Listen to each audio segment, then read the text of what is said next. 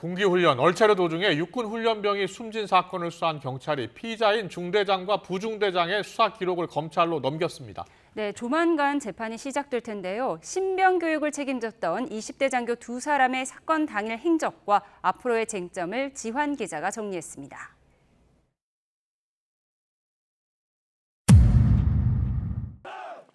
군기훈련, 이른바 얼차려를 받은 6명은 입소한 지 열흘도 안 된 훈련병이었습니다.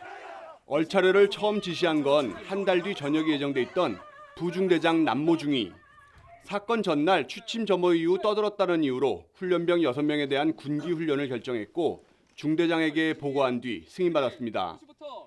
군기훈련을 하려면 소명 기회를 주고 확인서를 받아야 하지만 준수하지 않았습니다.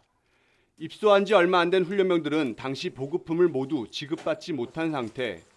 중대장은 완전 군장보다 가벼운 가군장을 지시했지만 부중대장은 모포와 베개, 야전삽, 반압 등으로 군장을 싸라고 명령했습니다. 그리고 내무실에 있던 책 수십 권을 꽉 채워 넣어 25kg 비정상적인 군장을 만든 뒤 연병장 2바퀴를 돌게 했습니다.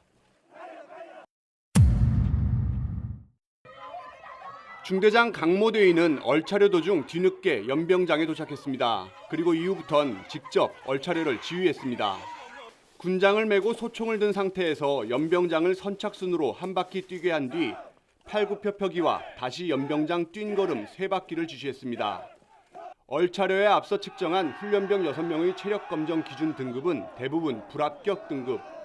결국 훈련병들은 28도 땡볕에 쓰러질 때까지 약 45분간 규정에 어긋난 얼차려를 받았습니다.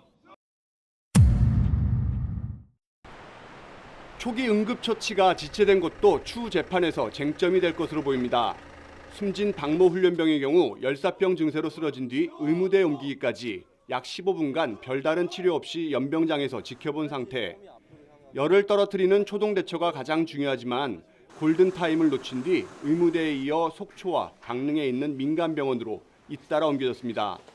사망 진단서에 기재된 최종 사망 원인은 열사병에 의한 다발성 장기 부전. 국립과학수사연구원 역시 부검 감정을 통해 열사병에 따른 합병증을 유력한 사망 원인으로 보고 있습니다. YTN 지환입니다.